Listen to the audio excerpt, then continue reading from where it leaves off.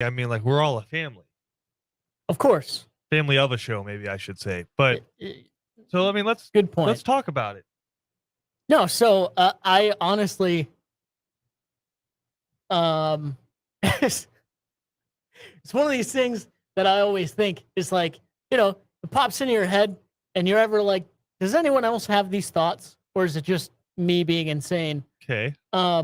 So I feel like a lot of people, when they get those awkward moments, don't like talking about it or don't like bringing it up. I like having those conversations because, maybe you learn something.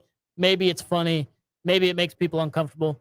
No matter what it is, you're going to get some sort of reaction. So, anyway, I walked in today. The first thing I asked you in studio was like, if you or Kevin ever think this way or kind of have this realization or think this way, because you're taller than I am by quite a wide margin. So is Kevin. So, as a short person, Okay. Short king. We've already established this. sure. As a shorter guy, 5'5" and a half. No, I'm 5'5". So sometimes, even if it's somewhere you've been a million times, like this studio, like something's just a little off kilter, something makes you realize it and think about it. And I did. I walked up to the desk that we have here, just kind of a high desk. Okay. I guess is how you would describe it, with the mics attached to it and everything. Mike was a little lower than normal, kind of adjust the mic a little bit, kind of looked around. Both you and Kevin were standing up. So I don't know. I like put my arms up on the table and I lean over like I always do. And I just like had the realization of just like, man, I really am this short. Like it's not like there's like normally I just walk in and it's fine, it's whatever. But like I don't know. For some reason today I was like, I don't know.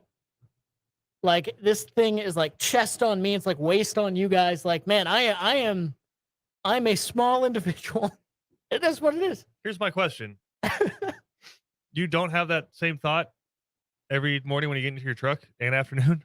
No, because you just hop in, whatever. No, you hop in. It's fine. And I love you. This is a moment of vulnerability. You letting us in your insecurities, into your thoughts, where that microphone's way up here, and you're just kind of looking up at it. I did have a thing for some reason. Yeah, it's funny you bring up my truck. I did have a thing where it was like there's not a step or anything. No, PJ hops out of his truck. Yeah, it's not even like it's actually kind of fun. Not gonna lie. So like anyway. And it's not a very high truck either. It's not like I went and I was like, I need a huge lifted truck because I'm short. Like, no, it's a normal size truck. I'm just short and have tiny legs. So it is what it is. But there was like an instance when I first got it, I was self-conscious of it. I was insecure about it. And I was like, you know what? There's no step, but I'm not going to use the handle either when I climb in. I'm just going to climb in to show everyone who's watching me that I can just climb into my truck.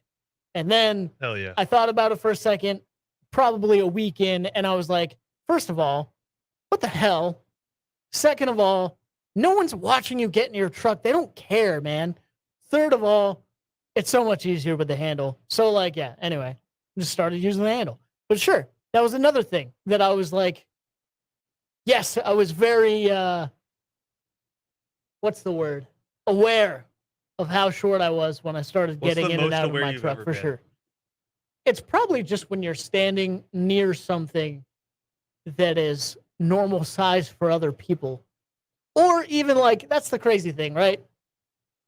Is I think everyone gets that. Like when you're standing next to a skyscraper or something crazy tall, like everyone gets that feeling. I was about to say, I think that's a relative thing. I don't think that's just for people under 6 feet. I get that feeling when you guys are standing near something that's like your size. So it is what it is. When we can reach like up all my the top friends shelf. are tall too. It's kind of ridiculous. Like my best friend's like 6'3", which isn't tall for a lot of people. Well, they say surround yourself with people that you want to be like. I don't care about being tall. It's just like you just realize it. And it's kind of funny sometimes. Like I laugh at myself.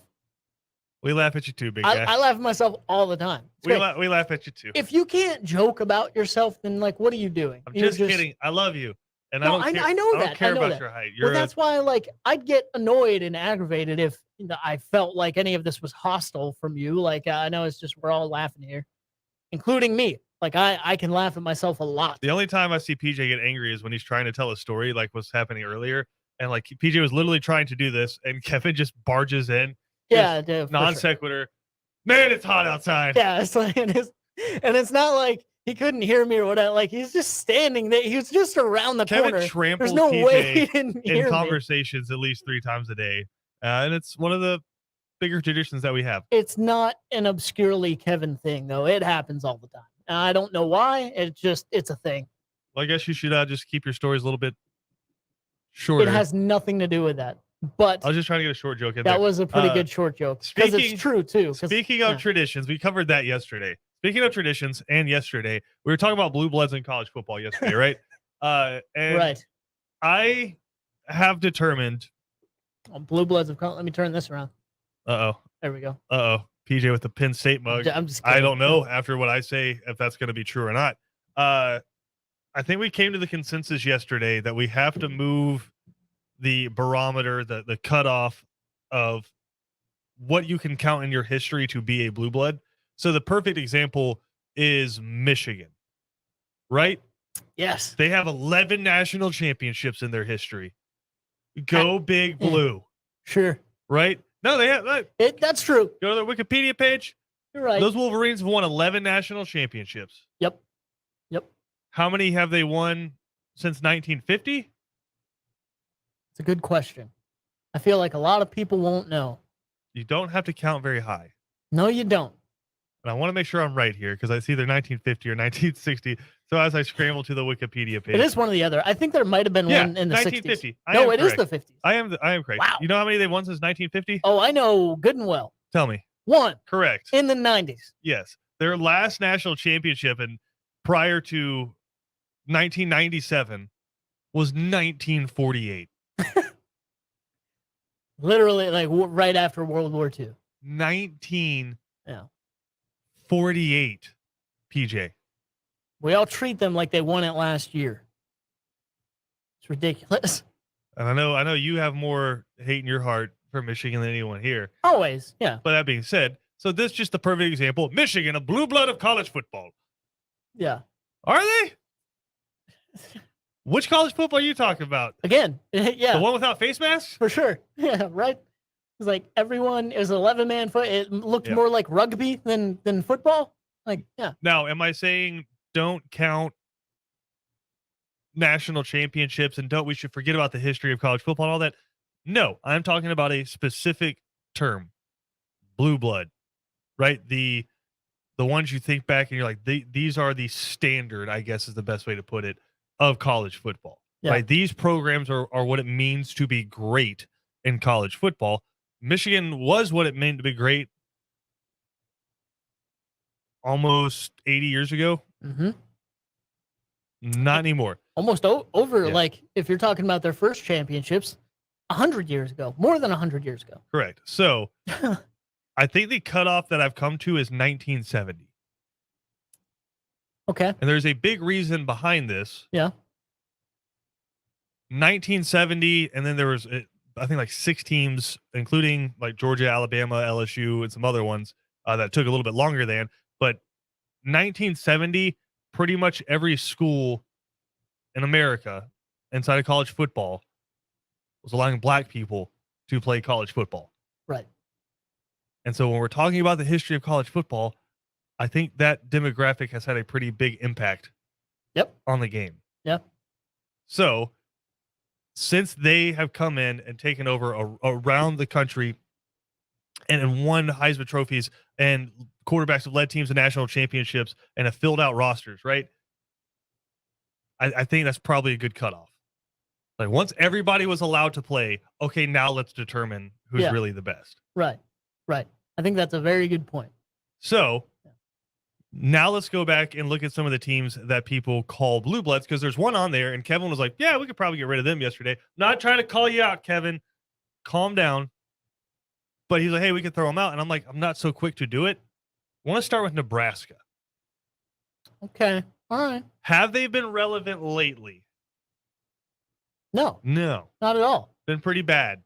Very bad. But if we're making the cutoff, and you agreed to it, if we're making the cutoff 1970, they have been exceptionally good since then. I know, Okay. again, we're coming out of a team that you just- don't love, but Well, I mean, it's just 1970, interesting. 1971, 1994, 1995, 1997 national champions. Did they rip one of those away from your Nittany Lions? Well, sure, but they still had an incredible year. Like Yeah. I don't hold any grudges or take anything away from them there, especially when like you said yesterday, like we talked about, that's not the only barometer for a blue blood, right? It's not only national championships. Do national championships certainly help your cause? Yes, of course, but that's not it. But sure, yeah, one in there that's a little controversial to me. Sure, perfectly fine. Here's an interesting one, because I'm saying Nebraska still, if we're making that the history blue blood. Is that wall that gets? I think the wall should move every year. So if the cutoff this year is 1970, then next year it should be 71, 72, 73. I think it should move. I think that's a good enough gap, right? Yeah, no, So where you're staying relevant in the way the sport's moving, right? Sure. Here's one that I think is pretty questionable. I'm just going to put it out there to you. Notre Dame. And it's questionable? They have 3 in that time span: 89, 93, 2012. Yeah. Right. Oh, excuse me. Well, Those no, are not unclaimed. 2012. That's Yeah. the unclaimed. Sorry. Hold We on. were talking about this yesterday. That was the unclaimed. Sorry. I was like, wait, they went undefeated in some 2012. weirdo named the Notre Dame team. They got smacked by Alabama in 2012, the national champion. Like Yeah, right. a published publication yeah. named them national champions. They won that Excuse me. UCF national championship. 73, Yeah. 77, 88. You're shaking your head.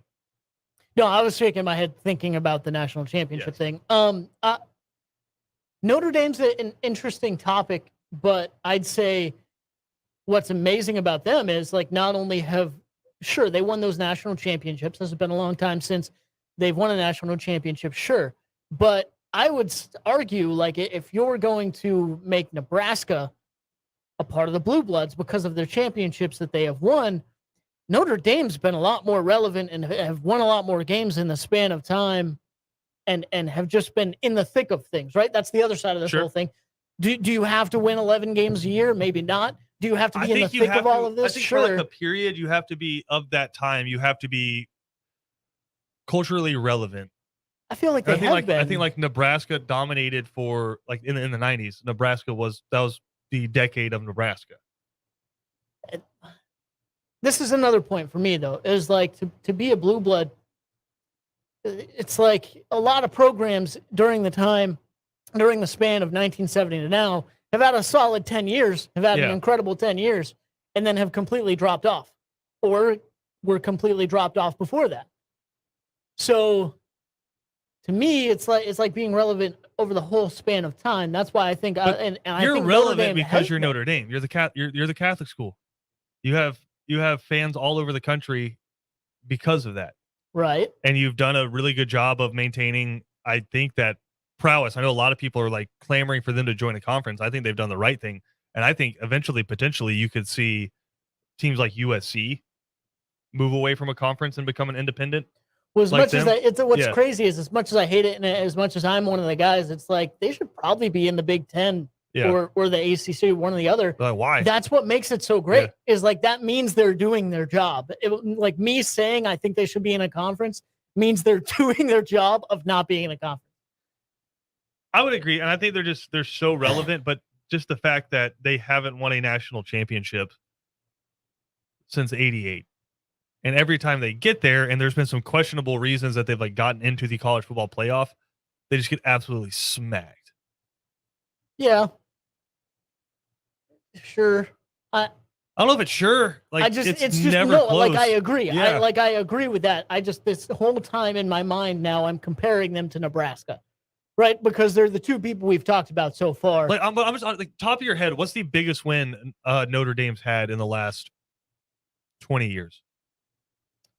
Because everything I think is them losing. It's them losing, and probably the biggest wins they've had is like a regular season win against Miami a couple years ago. You know, when they just smacked them, like, right? But again, like, what is Miami recently? Right, exactly. Yeah. And I think they had like a few years ago they beat like Ohio State in the Fiesta Bowl or something. But even then, that was a New Year's Six bowl. That wasn't a playoff game by any means. So I mean, you're right about that for sure. But I'm thinking back, like I'm thinking like the push, like that's a USC win. Yeah. Right. Yeah, but that was also forever ago. And like I'm thinking about when they get to the playoffs and win that, and like maybe their biggest recent win is over Clemson in South Bend, but Trevor Lawrence was out. True. And it was COVID. Yeah, that was a pretty monstrous win. Yep, you're right there. In overtime. But I mean, but like again, without the team's starting quarterback, and then they played that team with the team starting quarterback at the end of the year and just got absolutely smacked. Yep. So, blue blood or not blue blood? It's difficult. Determination. I would call them a blue blood, even in that, because they're there. Yeah. Like they're still there at least, and I think that's the main thing. Is like, do you win championships? Is your program consistently in the thick of things? And of course, do you have that history and tradition kind of tied to you as well? I feel like Notre Dame's still there, or at least has been. Sure. Are they moving in the wrong? I don't know. They might not be. Okay, Alabama's obviously a blue blood. Like I think that's without question, right? The bluest of the bloods. Yeah. I think LSU, we can put them in there. Over the last 20 years, they've been unbelievable. 3 national championships. Maybe the best team ever in 2019. Yeah. Yeah. And I think the only thing that holds them back from people recognizing just how good they've been is the fact that they're in the same division as Alabama. True. Well, especially right now. That's another team that's just hard for me, because it's like where like you're right. The past 15 years have been insane. And I think that gets undermined because of how good Alabama's been. Yeah. But they were kind of nowhere for the 30 years before that. So I just don't know. Like, does that take away from you a little bit? All right, here's one for you. Georgia. Georgia is very difficult. 2 national championships in that time period. Because have played for another. I know we're calling it back to another show, but probably should have played for a few more. To call it back to Kevin yesterday, he didn't choose them as blue blood. Well, I mean, put the target back on him. Kevin doesn't like Georgia.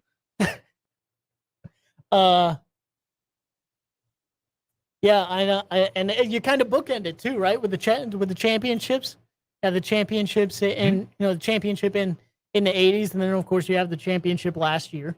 I would say the biggest thing that would keep me away from potentially saying Georgia's a blue blood, because like once you get to 2000, it's 13 wins, 11 wins, 10 wins, 10 wins, 9 wins, 11, 10, 8. There's a 6 in there.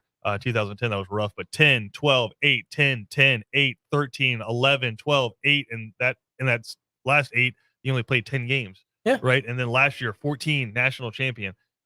The 90s, Georgia was kind of mid. Right. Like Georgia wasn't good. Yeah. That was the Ray Goff leading into the Jim Donnan era.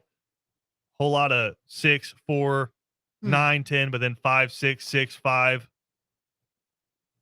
And obviously, like it's the law. I think my argument there, it's the law of averages, right? Where Alabama's great is better, I think, than Georgia's great, but still, like Alabama had stretches of time in that 50 years that we're talking about that they were kind of the same way. Like, yeah. But then again, their great was like dynasty great, not just I'm going to win a championship for a year and see what happens after. I think I would like Georgia's one of the last teams I would mark as a blue blood, but I think I would, based on, like you said, just kind of that consistency over a long period of time. Because like the 80s, over the last 20, I should say 30 years, there's some 4-win seasons in there. Right. Yeah. But I think that like Georgia's like the opposite of what I was talking about before. They had about a 10, 15 year stretch where they weren't great, like you said, But all of those other years, they were in the conversation. Mhm. They were in the top 10. They were in the top 5. They were winning, 10 to I think 11 the last games 20 a year. years, Georgia's been in the conversation. Yeah. So, I mean, in the early 80s, they were too, right? Yeah. So, like, talking about Early, 70s. I'd say early to late 80s. Yeah. So then, yeah, I'd put, like, are they fringe? Sure. But I think they're a blue blood. Yes. PJ says yes. Yeah. Let's go. I'd say yes. Like they're the to new that. kids in the door, but they're a blue blood. Like the Natty got them in.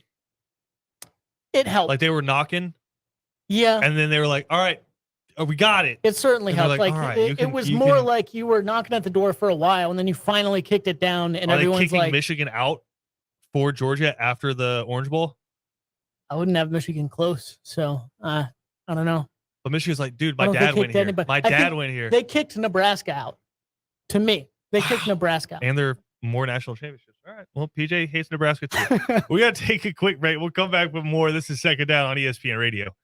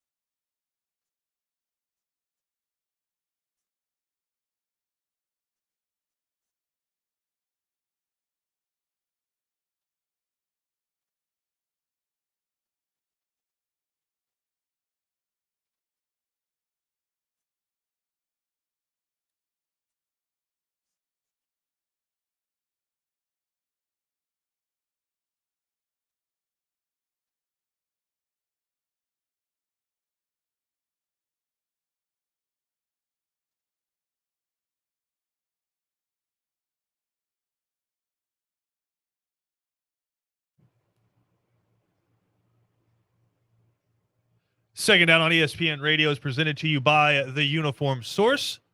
You're a doctor, you're a nurse, you got kids that are maybe going to school that requires some uniforms. You need embroidery done? You need bulk orders? Go see our friend Dave at The Uniform Source. They'll take really good care of you. Again, 2 locations in Savannah to take care of all of your uniform needs. PJ. Sir. What's going on? I have a big birthday coming up next week. Oh, no. Yeah. Is it yours? Yeah. Wow. Hitting the big 3-0. Yeah. So your back hurts then? Always. And your joints? Joints are okay. Okay. Back in constant state of array. But that being said, as I'm getting older, these 9 o'clock tips. Yeah. They're getting rough. Here's the point, though. I have heard from people that it's harder to stay up for them. For me, the problem isn't so much staying up for them anymore. I can still rock out till 2 o'clock in the morning, 3 o'clock in the morning, no problem. It's the then getting out of bed the next day. Yeah, of course. That becomes excruciatingly hard. Yeah. Yeah. No problem. Like, no, I'm right there with you. Maybe it's because of our, like, I don't know. There's different reasons, but I know, like, both of us just generally stay up late just kind of all the time. Yeah, like, Bob Seger working on our night moves. Right. Yeah. And just kind of have forever. But so, like, I do talk to a lot of people who are like, yeah, man, I'm just once, 9, 10 o'clock rolls around. I'm getting tired. I'm ready to sleep. I got to do an experiment. Kevin, thumbs up, thumbs down. You have stayed up past 11 in the last 2 weeks. Oh, it's definitely thumbs up. Thumbs up? Really? Yeah, no, absolutely. Proud of you. See, that's the thing. He might, well, I don't know, actually. So, like, because I guaranteed that it's a yes, but how many, I'm sure there were times where he fell asleep and then woke up before before midnight. See, that's a big thumbs up. See, that's the thing. It's just because me and Kevin are kind of on the same wavelength with like the automation and everything. Yeah. We have to. So, like, a lot of times when the Braves are playing near midnight, like, we got to make sure that stuff doesn't get cut off for our listeners, right? Okay. So, like, kind of we're peeling the curtain back again. So there's plenty of times where I'll talk to Kevin at like 11:30 at night and kind of see what's up, and he'll do the same thing for me. And most of the time it'll be like, yeah, man, I just woke up and checked it out. Okay, so there's a caveat there. All right, well, all right, Kevin, thumbs up, thumbs down. You will be awake until the end of Game 6 tonight. That's a big thumbs down. Big old thumbs Kevin down. Thomas not going to make it. He'll have to catch the highlights the next morning. But yeah, 9 o'clock tip coming up tonight. Back in Boston, the Warriors looking to close this one out. You think they get it done? In Boston, Beantown. The more, like, I want to say yes because I said Warriors in 6, and the more I think about the matchups and everything, my brain is telling me yes. And, it's telling me, but yeah, everything else is like, I think Boston can pull out one more win. I don't think they can win the series. I don't think they can win 2 in a row, especially at Game 7 in Golden State. But I do think something about this team rallies tonight and wins Game 6. Okay, because we do not have a show tomorrow because the Braves are in Chicago. Yes. For a 3-game set against the Cubs. 2:20 first pitch for all 3 of those. Right. So no show for us tomorrow. So what I need, PJ, is 3 picks from you. Okay. Pick number 1 tonight. Who wins? Boston. Boston wins tonight. Sends it back to San Francisco, to the Bay Area for Game 7. Yeah? Yeah. All right. Because this is relevant for us. Brewers, Mets tonight. Do the Mets try to claw some ground back away from the Braves, or do the Brew Crew take care of it? Brewers beat them 10-2 last night. Well, that probably means I'd say probably the Mets. Like, I know a lot of people want me to say it like this is for the series. Mets took Game 1 4-0. Mets probably gonna win. So you're going Boston Mets, and then the Braves currently riding a 14-game winning streak, their longest winning streak since 2000. And if they win tomorrow, it will tie for the longest win streak with that 2000 team in the modern era for the Atlanta Braves. Yeah. Do they get it done tomorrow afternoon? I think they do.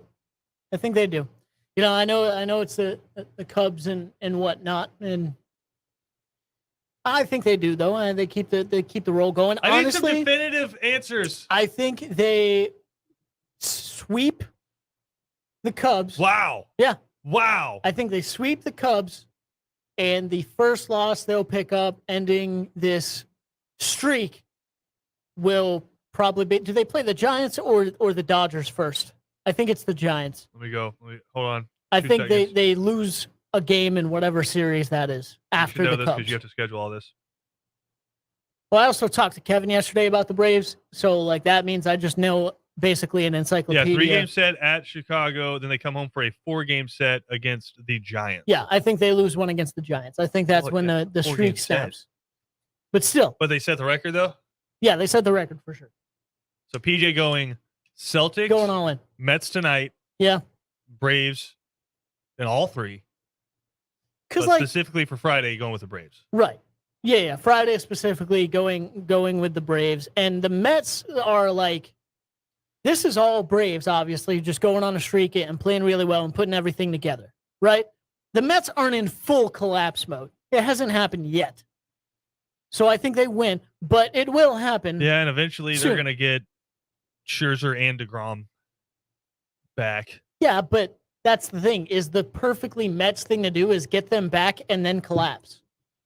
So you're still betting on the Mets collapse. Yeah, it's going All to right, cool. happen. It's I'm going to go with Golden State closing it out tonight. okay. I think they snatched the heart out of Boston. Game 6 Clay shows up. I think Boston's done. I think Golden State gets it done tonight. I'm going with the Brew Crew Okay. to get it done against the Mets. Keeping the And we got a Keeping the little momentum rolling. Charlie Morton on the mound tomorrow. Yeah. That worries me. My man typically doesn't do great with early starts. But this lineup is mashing right now. Yeah. And it's going to be during the daytime. In the summer, that ball is going to be flying. Mm-hmm. Braves mashing right now. I think they get it done. So I'll go Warriors, Brewers, Braves. I like it. Sounds good for the Braves. You know what else sounds good right now? Everything. Quick There's break. a lot of different things. Quick break. Okay, yeah. We're that going to sounds come fun. back. What are you smirking at? Just now I'm thinking of all the different things that sound good because I answered with a lot of A things. lot and, of like, things sound good right now. I mean- Let's take a quick break. We'll come back with more. This is Second Down on ESPN Radio.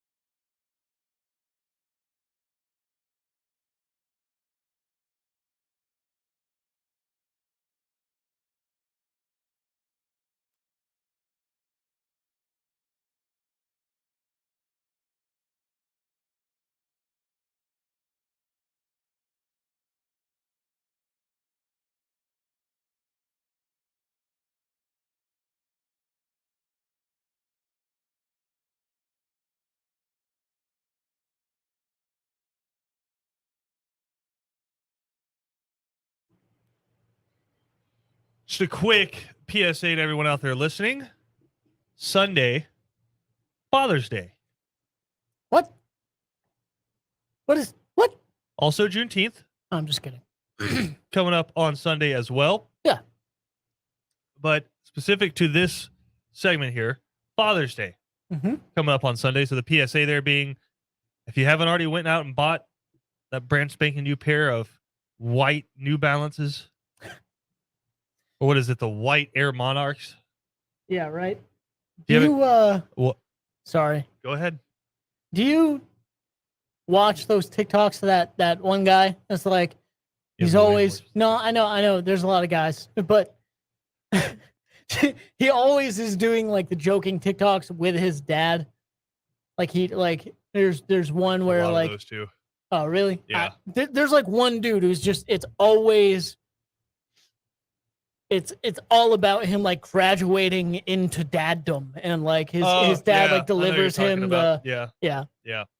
Anyway, it's His a pretty dad's cool like one. slowly like nodding at him. As Yeah, he starts right. to become, Apparently, there's like a they Yeah. did a sponsored one like a couple days ago where he like built his dad a whole bunch of new, like backyard like patio stuff and a new grill and all whatever. Yeah. Anyway, it's just funny. He's like, I'm going to Home Depot and I'm definitely gonna buy something, and of course he doesn't come back with anything. Just checking those prices, you know. Checking those prices, Anyway, just walking. it was pretty Dude, cool. I will walk through Home Depot for an hour without buying anything. I know we've done it. Yeah, that means no. We bought Yeah, things. that was a different story. We bought things. That being said, Father's Day coming up, and so I have a very important question to ask you, PJ. Okay. Because usually around this time every year is when Lane Kiffin gets on Photoshop, or one of Lane Kiffin's assistants gets on Photoshop, and they will take an image of Kirby Smart, put him on on like a baby that is being held by a father, and in the strong arms of Nick Saban, Right. and then post those. Obviously, Georgia is the defending national champion. And who'd they beat? Just beat Alabama in the national championship. Mm-hmm. My question to you is this: Interesting. is Kirby Smart, or is Nick Saban, excuse me, still Kirby Smart's dad? I don't. Yes. Yeah. I think he's like a proud papa right now. It's like the first time your kid actually beats you playing pickup basketball. That's Except- amazing that's where you went with that, because that's It's the exactly college- where I went with that. Really? Yeah. It's like the college football playoff. It's crazy that we're demeaning it to that level, but yeah, it's like, no, I was actually trying, son, and you beat me that time. That's amazing. Now let's see if you can do it again. I mean, that's kind of where I'm at. So like, yeah, he's still, because if you look at just, you know, the upbringing and how everything's panned out, and of course the 5 or 6 years of Alabama dominance. Sure. And like, I shouldn't say Alabama dominance, because that's been happening for a long time. Yeah. Nick Saban over Kirby Smart Yeah. dominance. And now you have that reversing a little bit, but you did it once. Sure, you need to do it a few more times to be able to completely take off the I'm your dad label. You know what I mean? I just feel like it has to be more consistent. So they've played for the SEC championship twice, 2018 and 2021, right? Alabama took both of those games. Yep. They played in the regular season during the COVID year. Close game. Georgia leading at half. Sure. Alabama came out, smoked them in the second half. Mhm. Took that one as well, right? 2017 national championship. Alabama took that one. But when you look at that, right, prior to the national championship, and this is from Ross Dellinger, they had played a total of 240 minutes of football. Georgia had either led or been tied for 171 of those. Yeah. So I'm kind of with you, where it's, you go out there, you're playing your dad, you think you're ready to beat him, you think you're ready. He's still using that because he can't move great anymore. He's still using the hook shot because he's just a little bit taller than you, right? Because you're you want to take him out, but he's Yeah. just got that size and he's got that man strength on you. And you're more athletic, you're more agile, but he just doesn't move more than like 4 or 5 feet away from the hoop the entire time. Swats anything you try to bring in there, Yep. and then nothing athletic about it, just hook shot, hook shot, hook shot. And Mhm. you could score every now and then because he's not going to come out there. And if you can hit a shot, that's yours. But just he's going to let you take those because he knows he's going to get that board, and there's nothing you can do for that hook shot, Yep. right? That was Nick Saban this entire time. And finally, one of Dad's Achilles popped like 2 days before you played, or the last time you played, one of the Right. Achilles popped. And then while you were playing, his hamstring went out on his right side. And even with that, his strategy didn't change too much, but you were able to pull it out because he wasn't really able to score because his two best weapons were injured. Yeah. But still, that's part of the game. True. And he stepped out there and played, and you got him. Yep. Yep. Here's the thing, he's still your dad. Yep. That is incredible. That like all of that is not even exaggerated. No. Like it's just true. Yeah. And no, I'm right there with you. And sure, there's plenty that can argue. I think that's the crazy thing about this rivalry and about this kind of streak that's been going back and forth. Here's the thing is, I don't even know that it's a rivalry. Right. I think Georgia fans maybe consider it a rivalry because like Alabama lives in their head so much because that's the mountaintop that you had to overcome. Right. And like even still with a national championship, they're like, yeah, well, we beat the hell out of you in the SEC championship. Yeah. And if Mechie and Williams don't get hurt, is it the same story? Sure.